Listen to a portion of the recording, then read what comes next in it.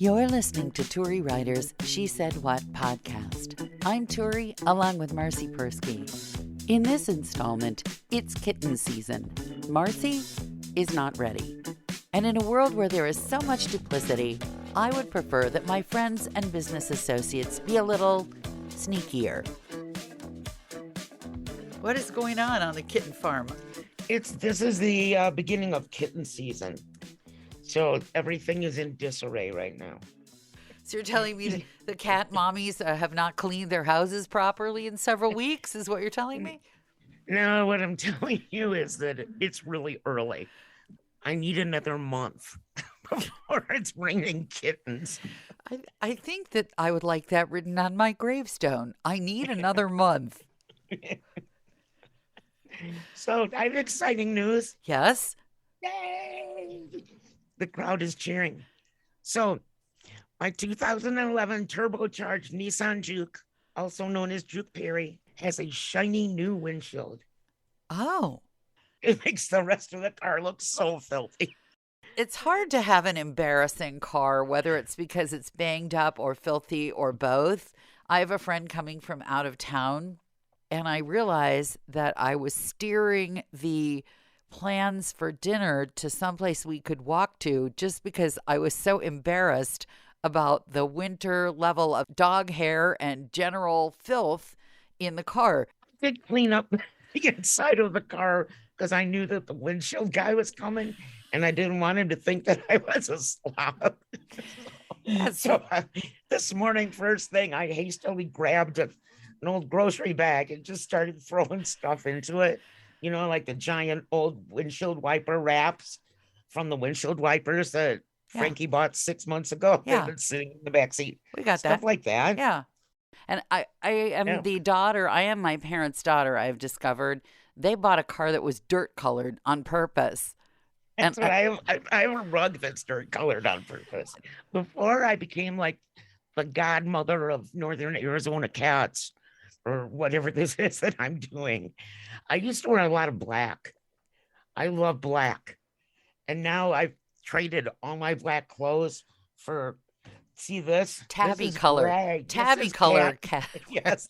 This is my tabby sweatshirt. Yes. Anything that doesn't show cat hair. It's embarrassing when you realize that people are going to look at your space or your car or your wardrobe with fresh eyes. I mean, especially with COVID, we've all been locked in our houses doing our own thing, and then we walk out in the world and go, oh, maybe I should sew that hole up or something like that. There's all kinds of stuff that I don't notice. Mm-hmm. Like I'm the worst toothbrusher in the world. Really? Oh yeah, I always spill toothpaste on the front of my shirt. Oh, I thought you meant like you don't do a good job on your teeth.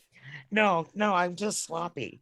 You got cat-friendly sweatshirts. Maybe you should get, tabby-colored toothpaste or toothpaste color sweatshirts or gray toothpaste, one or the other. I don't know. I'm just a spiller. So, spiller. Marci Persky, spiller. I like that. We could write that on your gravestone. My slogan will say, I need another month, and yours will say, Marci Persky, spiller. I am the spiller. I want to talk to you about two things I learned this week. First, have you noticed that you have maybe one or two people in your life who are just too honest?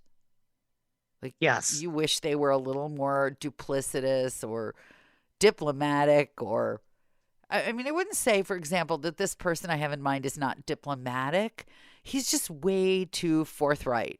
And I will tell you what he did, and I really like him.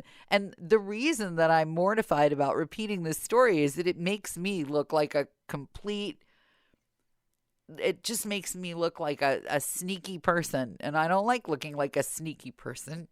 But he is such an honest person that in comparison, I look like Anna Delvey, that fake German heiress who fooled all of New York and may possibly still be sitting in jail. Now, this honest person is responsible for book sales, including my book sales of my book. And he has several other authors whose book sales he's responsible for. And he recently posted a thing on his site saying, congratulations, we'll make up a name here, Joe Roscoe, for selling X thousand books. That's the most our business has ever sold. And so, of course, I immediately think, crap, now everybody else knows that we didn't sell that many books. And I personally am mortified. I'm like, did you have to tell everybody? I mean, couldn't you just say, congratulations, Joe Roscoe? You've outsold every other person. Did you have to say how many books so that we all go, yeah, we didn't sell that many. Yeah, I guess embarrassing. And I wanted to call up every other person and go, did that bother you or just me? Am I the only person who feels like the truth has not set me free? The truth has caused me to blush and embarrass and wish to crawl into a hole in the ground. Turi's upset because she isn't student of the month. That's right. That's darn right. I will send you a gold star. No, it's not like student of the month. It's like people are constantly trying to measure you with numbers. Like, how many people follow this and how many of that have you sold? If I'm applying for a loan, then numbers are a legit question.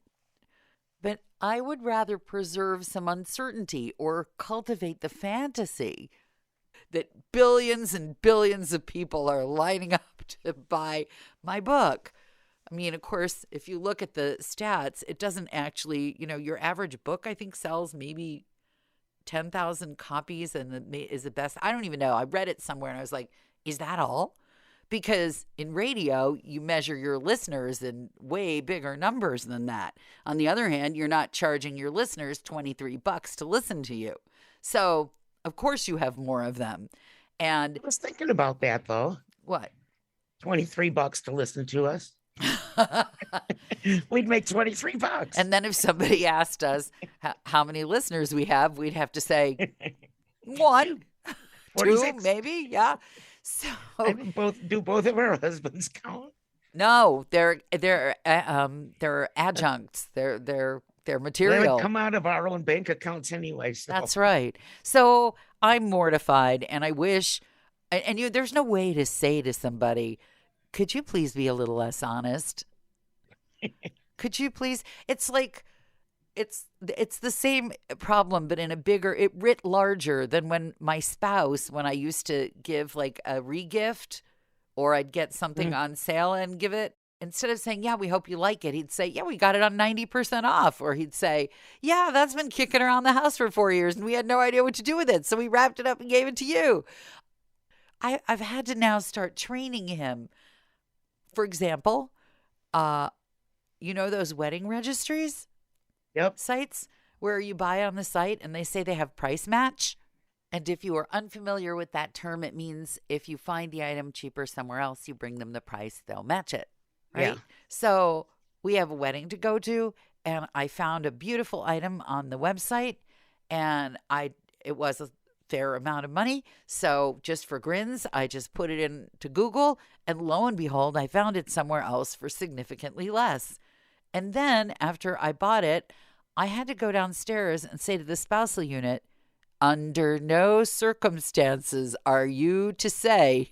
But I thought, something must be wrong that I have to explain this to him. I mean, something must be wrong.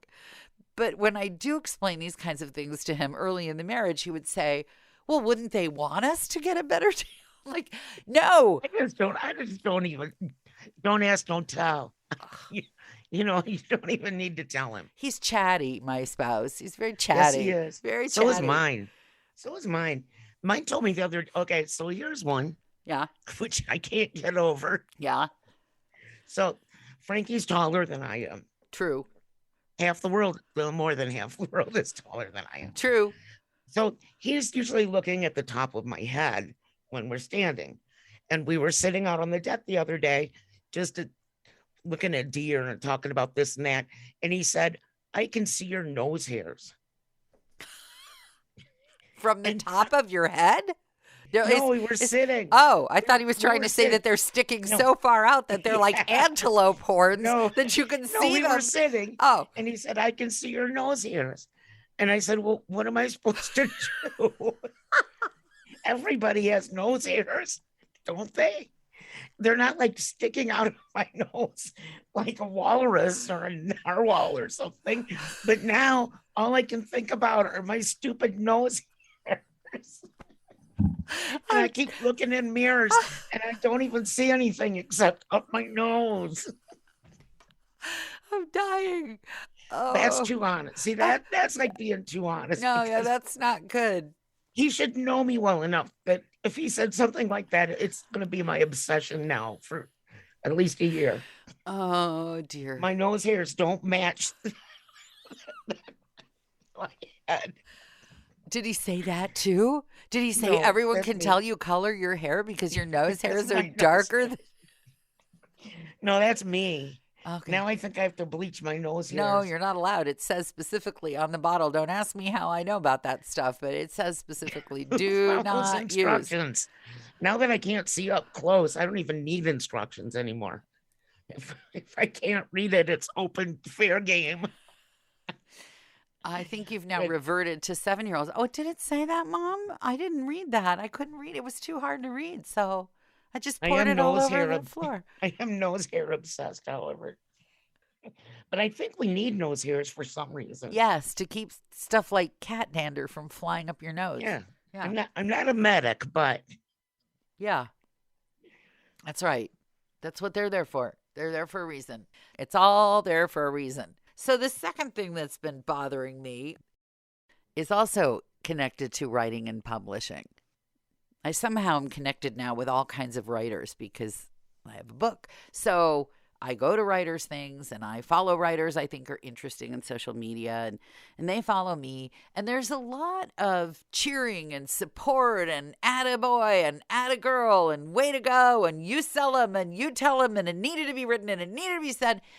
And I, having come from an occupation where it's very competitive, and you would never say to the person who's on the air across town opposite you, great numbers, kick yeah, I butt. love your show. No, I love you. Well, you might say it privately. We certainly wouldn't say, hey, everybody go listen to Susie Q's show. She's awesome. You wouldn't because that's your freaking competition. Exactly. I was so petty when I was in radio. I was so petty. I hated people I didn't know. Well, I'm not petty. I will promote people for work and stuff, but I'm not going to publicly say go listen to their show the way that everybody says, go buy this book, go read this book, go. Yeah.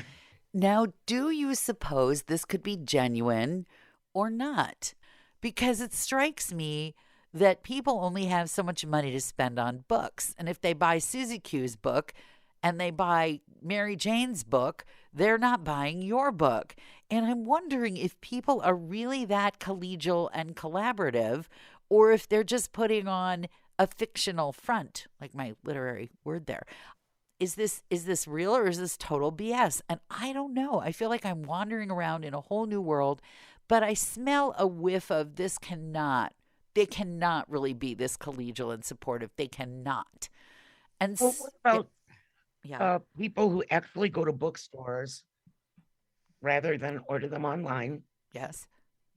And they go to buy Joe Schmuck's book. And right next to Joe Schmuck's book, they see Turi Ryder's book. And they said, oh, this looks interesting. I'll buy this too. Because I never leave a bookstore with just one book. So you're telling me I should only promote the works of people whose names are like Reimer and so they're likely to be on the shelf next to mine. So I'm not saying promote anyone. I'm just saying let them promote you. Oh, well, I would have no problem with that. And definitely go for the alphabetical thing. Yes, find all the authors where your book would be on a bookshelf and tell everyone to go pick that up, and then you're right next to it, and it's a nice bright color. Yeah, it is. And it would catch your eye. Huh. It's green, by the way, for everyone who hasn't read it. And if you haven't read it, you should be reading it. Well, it would be nice. I wouldn't even mind if you just asked your library to order it so that you could check it out and read it that way. I'd be fine with that. But yeah, I knew one author whose campaign was to have everybody get their library to buy a copy. I thought that was kind of genius. You should do that. Yeah, my kid wouldn't even request it for his school's library. I don't think he ever did it. I'm like, Look how much money I spent sending you to the school. You couldn't even go in there and make them. I don't want to get me started because basically whenever I think of all the stuff they don't do now, I wish I'd put them out of the house in 8th grade. Under the will. That's a touchy subject lately. I know it is. That's okay. All we Touchy. have to leave is a bunch of bills. Touchy subject lately. Thanks for listening to Turi Ryder's She Said What podcast. If you'd like to do us a great favor, please leave us a good review wherever you hear this podcast. You can follow us on Instagram at Turi Ryder's She Said What. And you might also enjoy my book, She Said What? A Life on the Air, which you can find any place you buy your books or on Amazon.